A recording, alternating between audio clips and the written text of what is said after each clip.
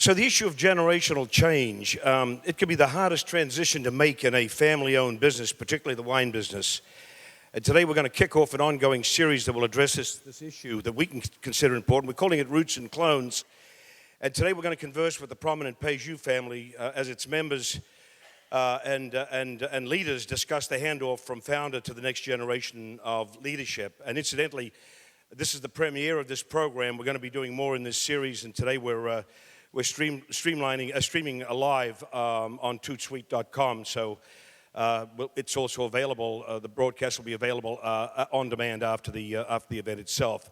So let me, without any further ado, invite Ariana Peju, owner of Peju Province Wines, and Abdullah Varal, who is the newly appointed president of Peju. Please, folks, come on up.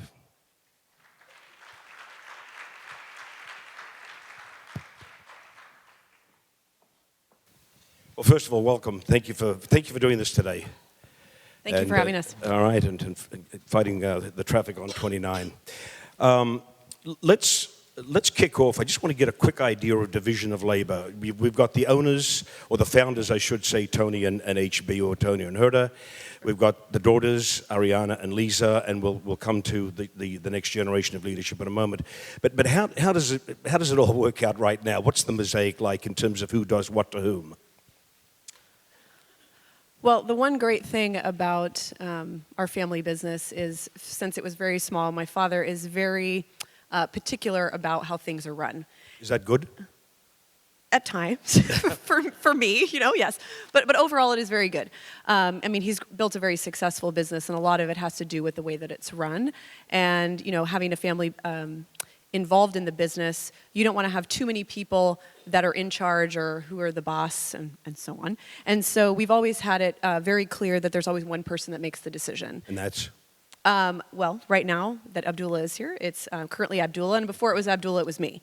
Okay. And before me, it was my father. So that's really been the chain. So let's go down, let's cascade. So your dad, Tony, does what today? Tony is there to advise us whenever he sees fit. Okay. And Mom, HB? HB is in charge of, she travels all over the country. She's basically an ambassador for the brand. And Lisa? She is an ambassador for the brand as well. And Ariana? I work on strategy with Abdullah, hand in hand. Okay. What about day-to-day operation? Abdullah does all the day-to-day. So Abdullah is day-to-day. Abdullah, give us the profile of your responsibilities right now. Sure. Good morning, everybody, and thank you for having me here with Ariana this morning. The responsibility, I think it's, how I see it, is really work hand in hand with Tony and Ariana on the day-to-day base. I think that I'm actually very fortunate after 28 years, working for Ritz-Carlton hotel company, to join an organization like Tony and his family, because I felt like they have the same values. And my responsibility is, to grow the company and make sure that we're on the right track.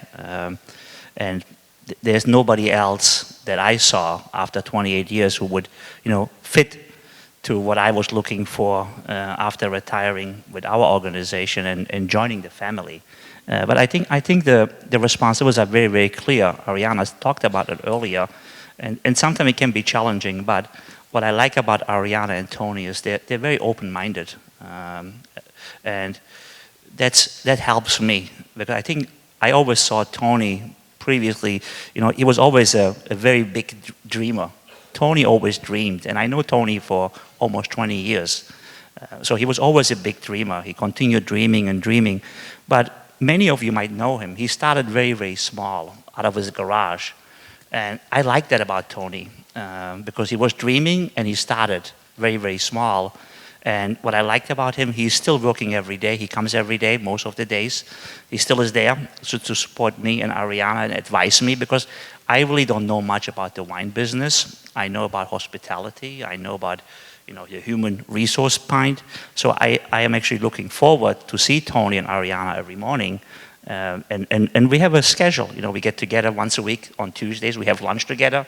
We talk about all the stuff, what's coming up the next week. So it's a great relationship. Where does the buck stop? The buck stops with me. The buck stops with me. otherwise I wouldn't. Otherwise, I could have not done it because I think, people like me or other people around us here, you have to have certain boundaries here, what you want to do and accomplish. So, and as I said, Tony gave me free hand with Ariana. I know Stephanie Levitt is out here, so Stephanie joined me from the Ritz-Carlton organization, and Tony never questioned that, once, or Ariana. I brought in a CFO inside our organization. Again, Tony never questioned it. He's always very, very supportive, and that's what I like the relationship with him. I mean, eventually he still will hold you accountable for the results, but he gives you all the freedom you need to be successful in your business. Ariana, Abdullah decrees something. People come around him to you and say, well, Ariana, what are you going to do? First off, people don't do that. They don't? They don't do that, and Okay. they shouldn't do that. If they do, the first thing I tell them is, Abdullah's in charge of all the day-to-day things, it. and I'm happy to hear what you have to say. However, you should always go back and talk to him. To be honest, that's really the only way that he's going to be successful, and really the company's going to be successful, is then you have one voice coming down through the company. And that was always the way it's been since the beginning. When my father was in charge, it always came from him. When I was in charge, it came from me. And now that Abdullah's here, it has to come from him.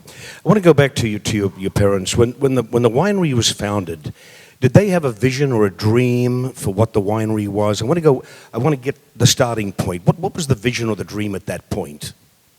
And how long ago was that? So we came here in the early 80s in 1983. Okay. So it's well over 30 years now. And Tony always has a vision. He always knows what he's doing before he starts anything. Actually, our logo on our label is a picture of what the building was going to look like and the project was going to look like, and Tony had that done even before we moved here. So he had a very clear vision of what the winery was going to become. Now, of course, obviously, when you start out in a completely new industry and you leave and uproot your family and come to Napa Valley and don't know anything about growing grapes or winemaking, obviously things are going to change. And but he had a clear vision, and he knew that he was going to make a successful brand. What was the vision?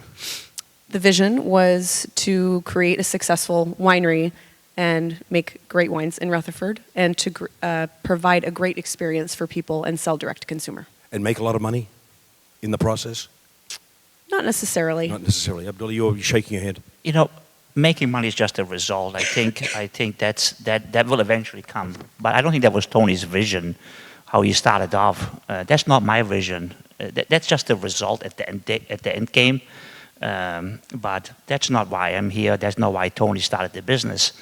Because Tony was a very successful gentleman. Actually, he was much more successful financially what he was doing previously in Los Angeles. So, yeah, he probably lost money. They always say, when you own a winery, you start losing. I learned one thing in this business is it's not easy to make money. It's very, very complicated. There's a lot of process. And when I was working for Ritz-Carlton, I said, wow, they're charging $80 wine, $90 wine. But now I understand why we're charging $80, $90, $100 and plus dollar wines, because there's a lot of effort to this, creating a wine and a product where we feel proud and many of you feel proud of it. So making money is not as important. That's maybe step 2 or step 3 or step 4. Does that make sense? It does. It does. And I hear that reasonably often as well. Ariana, back to you. I'm asking you to speak on behalf of Lisa at the same time, from the daughter's perspective. Oh, good. Me too. Yeah. What do you feel your responsibilities are for the brand? Here your parents came out, started this, got this successful, well-known brand off the ground. How have you felt about what your responsibility is and what the pressure is for you and for Lisa? Oh, of course. I mean, that's an everyday thing. Well, you know what? For us, it's really. I mean, the brand is well represented. It's well received, and it's been a lot about the family and creating wines that people trust and they know that are going to be consistent from vintage to vintage, and also providing a great experience for people. And to be honest, as we go forward, That's a model that has worked for us. That's the foundation that we've really built the business off of when my parents started out of their garage in the early 80s. And as we grow the business, those principles and those values don't change. But you woke up one day and you had the mantle. It was given to you. What did you feel about all of a sudden you had the responsibility to take this brand forward. What did you say to yourself at that point? What was the conversation in your head? Fun. It's about time. I mean, that was it. My dad's here. He's always here. So, yeah. I mean, it's different for me because I've grown up in this. This is what I know. I grew up on that property since I was 3 years old. This is what I do. Yeah. So I live here. This is it. All right, Abdullah, going forward to the brand. Hold it, before I go there, how is the brand perceived today? I'm going to ask both of you. What do you think the general consumer says about the brand behind your back? Well, what I've been told about the brand, it's very well received, and I think I just mentioned it, is that people trust us, that from vintage to vintage, that the wine is going to be good. Right. And that they believe it's about the special touches. People, when I mentioned the family before, people come to the winery, they can see the family is everywhere, from when you pull into the driveway and looking at the gardens to art pieces, selected. Everywhere. They're everywhere, and the hand carved. Door to the tower. We have the 20-foot stained glass. That was hand picked to be put there. So everything is very selective. We're very particular about how we have the place, and also just about the wines, of course, and then also just about the experience. When people come there, they say it's like coming home. Okay. Abdullah, the brand today. The brand today for me is, there are many, many things. I think one is Tony and the family. I think that's really the brand. When I talked about that he had a dream and working out of his garage, that's for me the brand. Because I was having dinner a few weeks ago at Press, and I'm sitting there, and there was a couple there with their mom and dad, and we've been sitting next table, and they came up to the table when they saw Tony down there, and they overheard us talking about the Peju winery, and they said, "Tony, we remember, 30 years ago, we came to your garage, and we bought wine from you, and we still do it." That's the brand for me, and the new brand for me. Which means what? I mean, that means you have loyal followers. Okay. That means that Tony and the family did something right for me when I look at all that stuff. That's the brand for me at the end of the day, and also the brand for me is the next generation. It's Ariana and Lisa, and then it's the next generation. We have Benji. Who's a little bit over a year old. So that will continue being the brand and the family, which is very important. So take me 10 years into the future now. You've been at the helm for 10 years. What does the brand look like? I know that it's a sort of a wishful thinking, but I want to get an idea of what your vision is going forward. I'm going to ask you the same question as well. Did you say 10 years? 10 years. No, I'm actually in 10 years. You're Yes. asking me? In 10 years, that's a long time. 5. That's too long. So 5. What I'm looking at many of you who are millenniums here. We have 70+ million out there. I think we have to find a way to be relevant to them, what we're doing going forward, and making sure that we address their needs. We had a great opportunity. We just acquired a new winery, Acacia. I know that Stephanie, who is heading the sales and marketing arm of our organization, her number one focus is how do I get into the 70 million plus millenniums head, and how do I get them out of get them moved to our brand, and that's a lot of work behind that one. But I think the brand will continue being changing. So I'm not worried about the next 10 years. I'm actually worried about the next 2 years or 3 years. There might be a 10-year plan. I didn't think about it at this stage because I think what we need to do is continue putting the right team around ourselves, which makes us successful as Peju Winery. Is we have a very, very strong team. We brought a lot of ladies and gentlemen in the last 7 months. I joined the team. A lot of them joined us. And what I like about my team is, it's not that they just work with each other, which is not a team really, but I trust them, and they trust me. And I don't mind going to Stephanie, going to John, and going to all my ladies and gentlemen and asking for help. So we will continue seeing that, and they're much smarter than I am, which I like about. But stay with the brand personality Right. again. Will the core personality of the brand change over the next 2, 5, 10 years, whatever it is? Or will it still be the same essential Peju as we know it today? Peju has to change. We know it has to change, because I think if we don't change, some of our guests, I call them, they might not be around the next 5, 6, 7 years, because they've been coming for us for the last 30 years. So we just have to continue making some adjustments. And how do we do that? You know, there are many things. You know, we know from the hotel businesses that, you know, when we have a brand, we changed our brands. You know, we changed our restaurants every 5 years. We did a new decoration. We did something differently. We had different offers. We had different concept.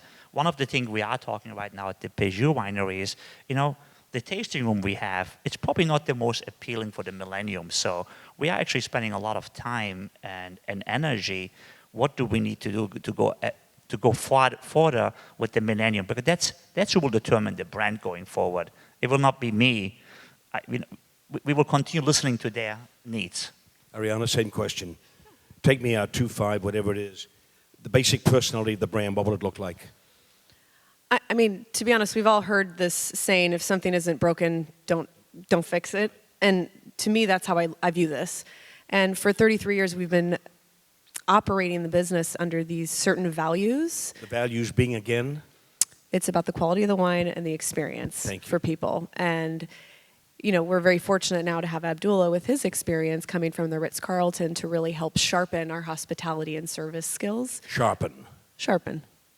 And so for me, when we talk about the brand, those principles don't change. And when I was mentioning it was about the family and having those personal touches, that's still going to continue currently at Peju and the next steps that we're taking with the new winery that we just acquired. So those basics don't change, because for us it's worked. It doesn't mean we don't change certain things because the economy changes, or maybe you know, the next group of, you know, wine drinkers are younger and they want to have more different wines and things like that. Sure, we adapt, but the basics for us don't change. So what does sharpen mean? Give me some examples of how you will sharpen the brand. I'm going to ask both of you. Start over here, Ariana. Well, when I said sharpen, I was talking about sharpening our hospitality and service skills, because, you know, for some of us, it's more natural. And for my father, he's a very hospitable person, and he was very hospitable when we started out of the garage, you know, 30 years ago. And he's done a lot of the training, and you know, I've continued that training, and we hire hospitable people. However, we now have, you know, Abdullah and his team here that have been trained by some of the best. I mean, when we think about the Ritz-Carlton brand, I think a lot of us look at that brand and say, wow, when you go there, how are you treated? How do you feel? And so... You want to be like that? I don't understand. Like the Ritz-Carlton? Not necessarily. But I'm emphasizing the way that they can make people feel. When you go there, they greet you by name. It's always with a warm smile, you know, those kinds of things. It doesn't mean we don't do that, but how do we sharpen those things? I think in general, we do a very good job in service component. And there's a big difference here, I want you to know, between service and hospitality. Service means I'm doing something for you. Hospitality is, how do I make you feel when you leave the tasting room?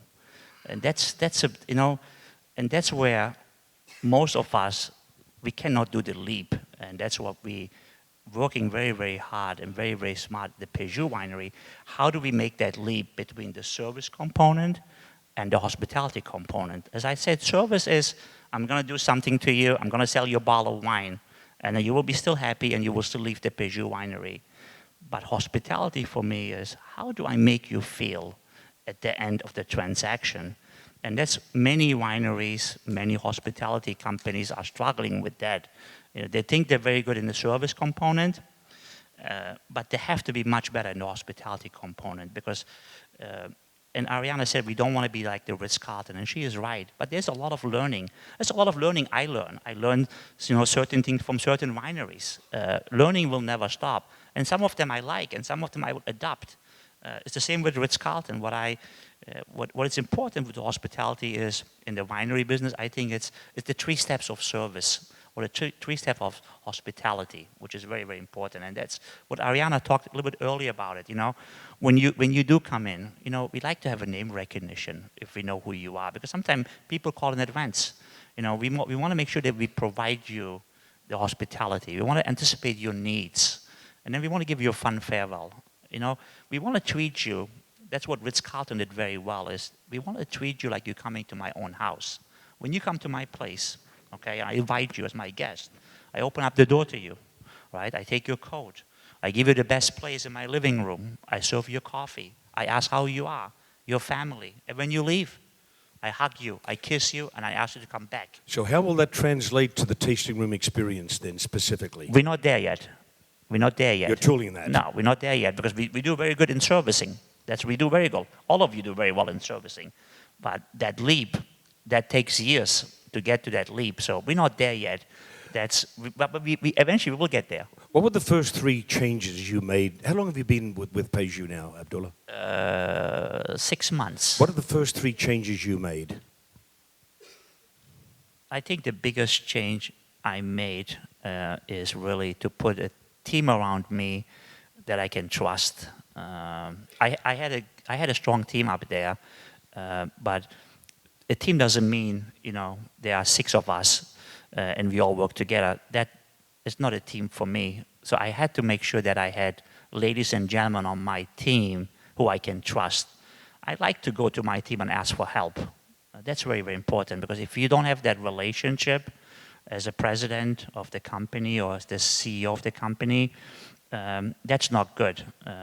So I think that builds trust. Trust was the most important thing for me to be successful what I do within the Ritz-Carlton organization as well with Peju. So that was the biggest change for me, to make sure that we have the right team I can trust and I can ask for help. What about operational change? That's part of it. We make some changes. You have to make some changes, because at the end of the day, the bus leaves the station, right? And you have a vision, correct? And the vision is not making money. The vision is the why. Everybody here makes excellent wines. And some of you probably make better wines than the Peju family does, right? But what we want to do very well is the hospitality part. We want to make sure that you feel good.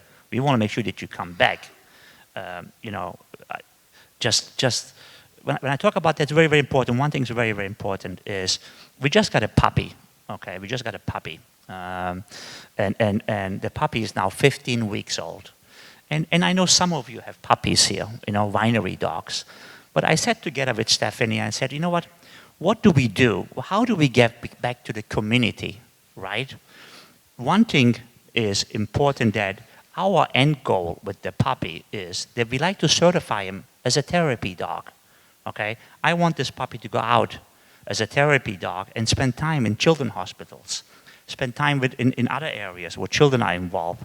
And do I make any money? No, we will lose some money with the puppy, okay? But for us, as Peju Winery, it's important to get back to the community, okay? So that's just one of the things, because it's a lot of energy getting a puppy. Actually, I take him home every night, and I tell you, if you ever had a puppy, and we have a newfie, and she's a sweetheart, but again, the goal is for us to make sure that we are part of the community. But Abdullah, again, when you walked into Peju, your first day on the job, there's always things you see. That needs to change, that needs to come out, that needs to be painted. Were there any immediate fixes that you felt? Never. Then I would start. Listen, I need to seek to understand first. If I don't seek to understand, I will not be successful. You have to seek to understand. Sometimes there's a reasoning why. So the first 2 months or 3 months, you make sure that you have the right team. But you don't make any changes really, other than your team changes. I'm not going to go in there and say, let's paint this and let's do this and let's, you might ask a lot of questions. I encourage you to ask a lot of questions. I always like to ask questions. Always why? Why are you doing it this way, right? And then make notes. But the first 2 months, I would never make any change. It doesn't make any sense, because especially from my background, that's not how I would have run a Ritz-Carlton hotel either, because now you start messing around with the culture, you start messing around with the mystique, you start messing around with a lot of things. You have to take your time. Okay. Ariana, so a non-family member is coming into the family. How did that feel? Great. I love Abdullah. He's fabulous. So. Know him a long time? Yeah. Yes. So he was really family coming into He's family. family coming in, and to be honest, I think for any family business, there's, I'm sure, family business people here. We all know that it's hard to let people in. However, if you trust them and you know them. Was it hard here?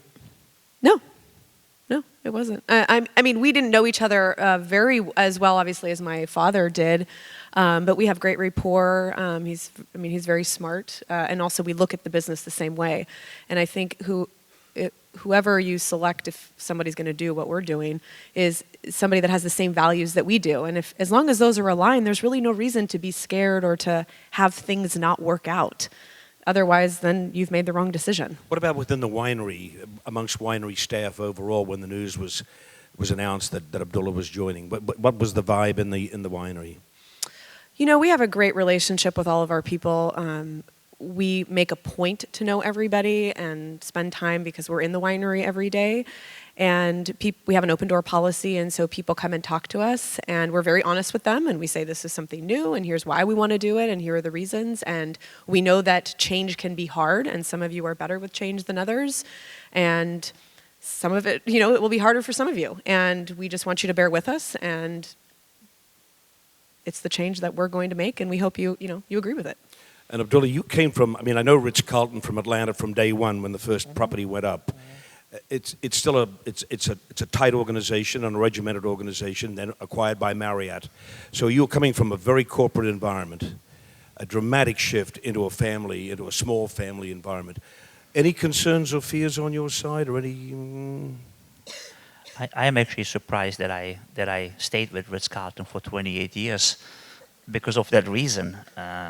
Because I think we only have 80 Ritz-Carlton general managers. It's a very small organization. When you look at Marriott, we have over 3,000 hotels, but Ritz-Carlton is a very small organization, and they do encourage us to be entrepreneurish when it comes running a Ritz-Carlton property.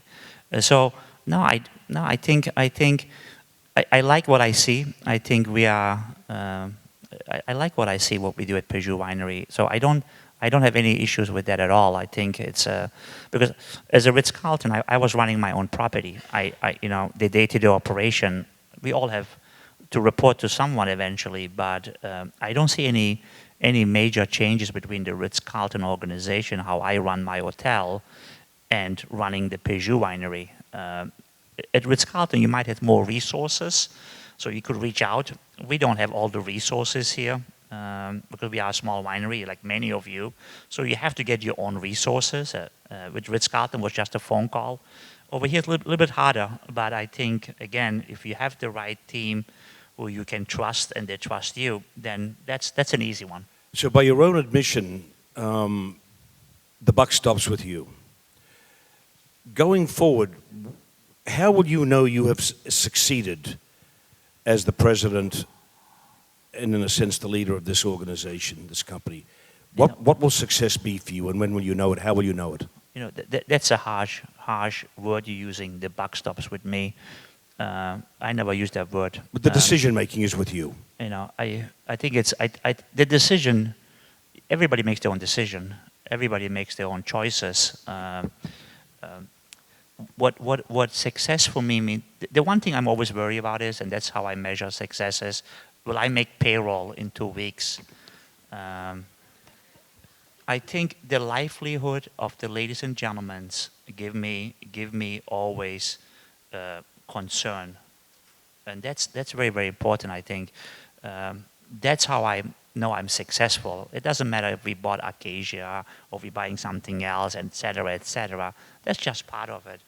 For me, success is, can I make payroll in 2 weeks, and are all the ladies and gentlemen been taken care, and do I protect their livelihood?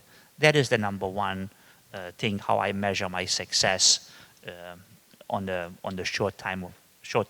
Okay, Ariana, are you priming? Are you sharpening, polishing, priming the winery for sale? Sorry, I can't help but laugh. I don't mean tomorrow, but I'm talking about long term. Sure, of course. No, we don't have any interested buyers. No, actually, probably maybe about 15 or 20 years ago, my parents came to us and said they want to have a family meeting. And they said, we actually have two people that are really interested in purchasing the winery.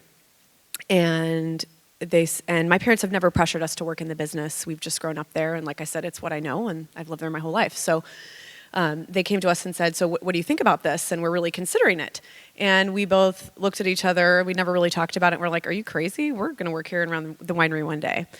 And so from then on, that was a unspoken thing in our family, is they know that the two of us are going to take over once they retire, if they ever retire, one day. And so really, that's going to continue. I have a young son now, and maybe one day he'll want to take my job or take Abdullah's job and see. So that's what we're priming it for. Next generation. One can never say never that we'll never sell it, but the intent is to maintain it as a family, as a family brand, and to enhance what's already there. Yes. Yes, Absolutely. Yes. Otherwise, I wouldn't be here. That was very important to me as well. That was very important for me because I don't want to work for a bigger organization. I already worked for the best with Ritz-Carlton, so I didn't want to go and work for a different organization. But I like to have the freedom Tony and Ariana and HB and Lisa are giving me. I wouldn't be here if I had any doubts in my mind that Tony or the family are planning to sell the winery because I don't grow that anymore, and that's very important. I need to continue growing, and I need the ladies and gentlemen who are working for me to continue growing. That's the only way we will grow as a company. If they don't grow around us, we will not grow. Within the wine industry, the winery industry right now, what's the low-hanging fruit in terms of opportunity as a winery owner, as winery leaders? What's the low-hanging fruit opportunity that you're ready to pounce on? A lot of wineries on 29, Silverado Trail, Sonoma, but what's out there waiting to be plucked? Ariana, opportunity, anything? God, there's so many. Low-hanging fruit.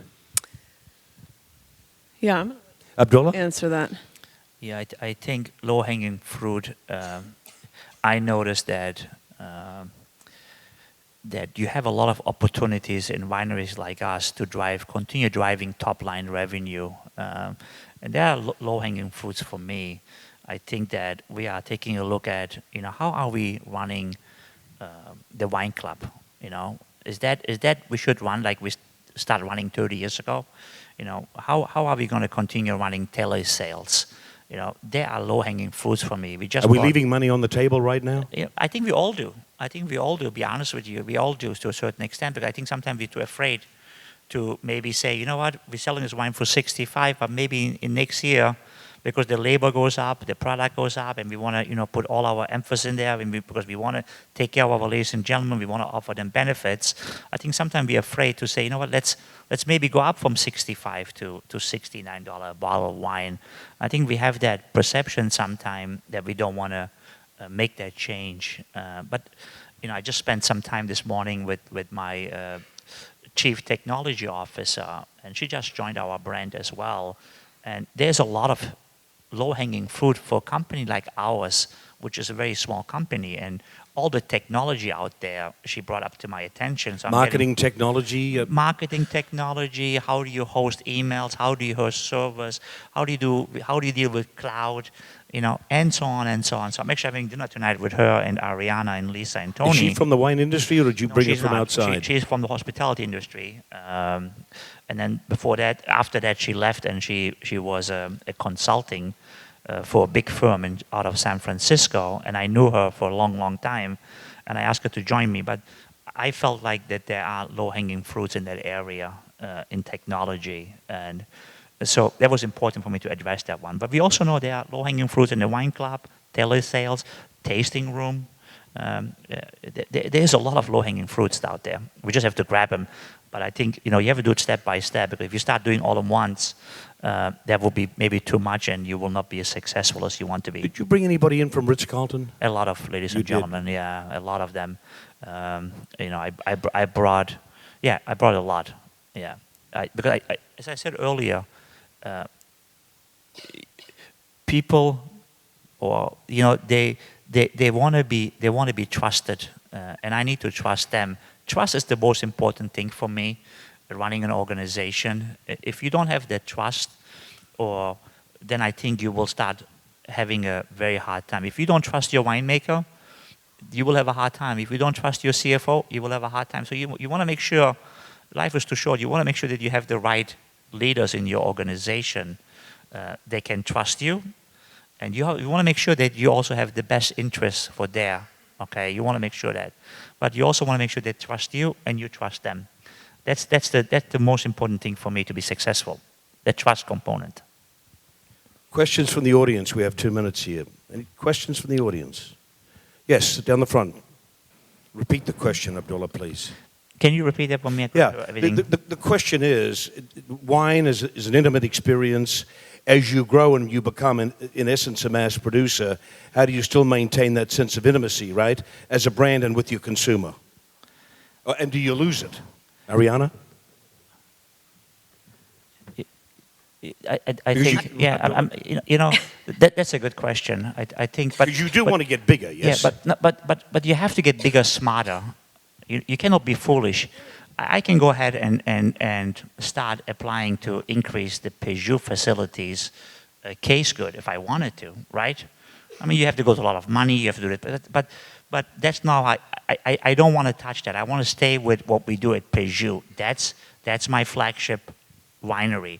I'm not going to sacrifice the quality over there and say, you know what, we're doing 60,000 cases, let's assume, and I want to get a permit for 120. That would be foolish for me. I'd rather go out and say, well, who else out there? And how can I, because you're right, if you do that, you jeopardize your product, and I don't want to do that, I think. But Abdullah, what about if you double the number of visitors coming through the tasting room? Right. Can you still maintain that sense of intimacy with double the crowd? I mean, listen, you control the crowd, right? You control the crowd. I look at it this way. If you have 1,000 people ballroom and you only have 2 servers, I would hope I'm not foolish enough to put 1,000 people in there if I know there are only 2 servers who can serve them, right? So I'm going to go ahead and close a station. It's not about always making money, as I said earlier to you. So on a Saturday, we have 9 counters, and most likely I will not use the 9 counters because I know that I will not exceed the expectation, because there will be just too many people in there and you will not be happy with me, and I want you to be happy. So you have to have a crowd control, and I think we will start using certain technology how do we control crowd. So it doesn't mean you have 9 counters, you fill them all up, okay? Because I rather have the one-on-one individual things, and that's the same for Acacia. If we want to do something differently over there, and there will be a complete different setup down there than we have at Peju. Final question? Yes, down the front. How do you get to the state, Nirvana, that you want to be at with temporary staff? Because you are going to take temps on, yes? And then you've got turnover as well. Ariana, go ahead.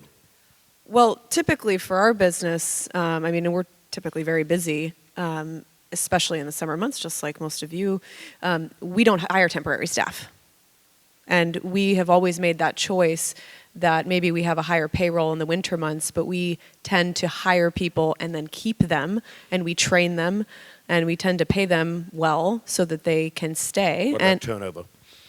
I think like every other tasting room, it's unfortunately tasting room is just a higher turnover place. I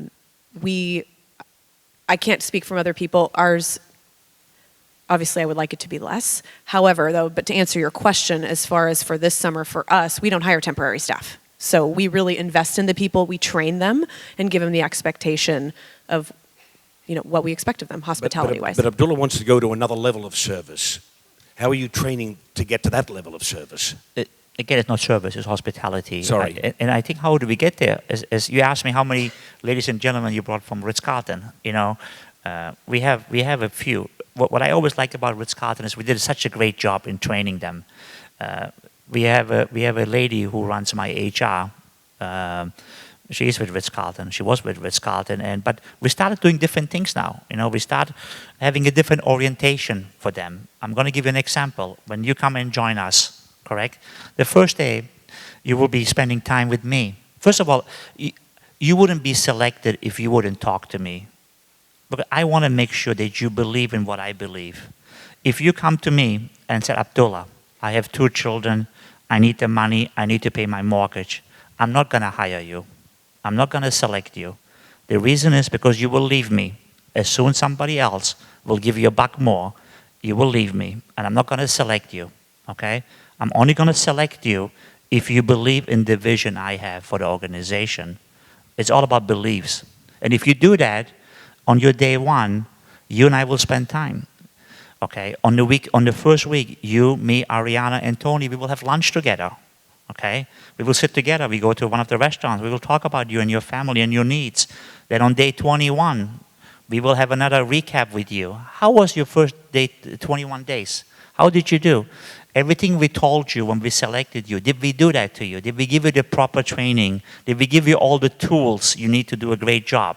Okay, then we have a day 365. Okay, 365, it's coming from the Ritz-Carlton organization, where we still sit you together after 1 year and go over that with you one more time and retrain you in all the important parts, which is important for us to maintain our standards and our philosophy. So there are many, many steps.